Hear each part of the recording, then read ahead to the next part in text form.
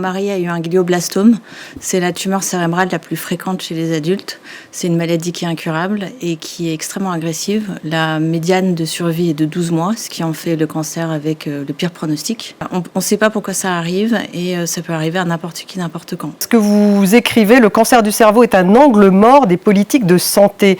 Pourquoi le statu quo n'est plus défendable? Il y a une omerta sur ce cancer. On n'en parle pas, on n'en parle quasiment jamais dans la presse, alors que c'est la première cause de mortalité par cancer chez les jeunes. Il est tabou parce que c'est une maladie qui est extrêmement laide. Ça touche au plus profond de ce que nous sommes et c'est une maladie qui dérange. On a des chercheurs qui ont des idées et qui ont les capacités de faire avancer la prise en charge de cette maladie. Mais ce qui manque, c'est du financement. Il faut quand même se rendre compte que ça fait partie des rares cancers où il n'y a aucune progression dans la prise en charge depuis 30 ans.